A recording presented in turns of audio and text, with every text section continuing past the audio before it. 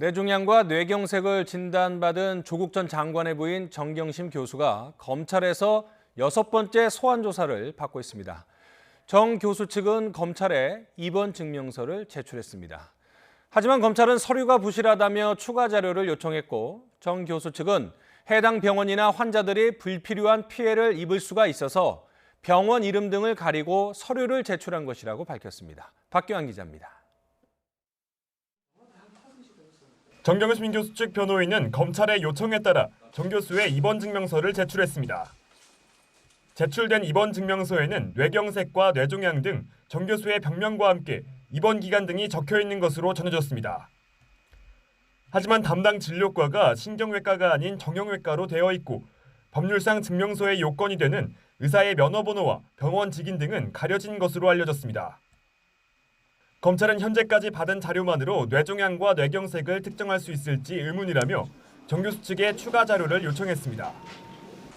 이에 대해 정 교수 측은 입원 장소가 공개될 경우 환자 피해 등을 우려해 병원 이름 등을 가리고 제출했다고 반박했습니다. 또 정형외과와 신경외과를 비롯한 여러 곳에서 진료를 받았다면서 검찰이 추가 요청한 자료에 대해선 논의를 거쳐 제출하겠다고 설명했습니다.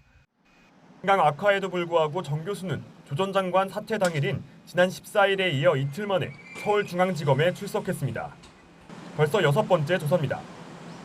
검찰은 정 교수의 지난 조서를 우선 열람하도록 하고 사모펀드 의혹과 사라진 노트북 행방 등을 중심으로 조사한 것으로 알려졌습니다.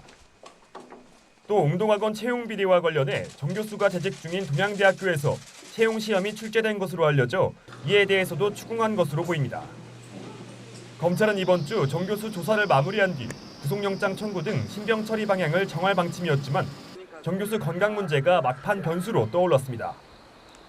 구속영장이 한 차례 기각된 조 장관 동생 조모 씨도 허리디스크 수술을 받아야 한다면서도 검찰이 요청한 의료 기록을 아직 제출하지 않은 것으로 알려졌습니다.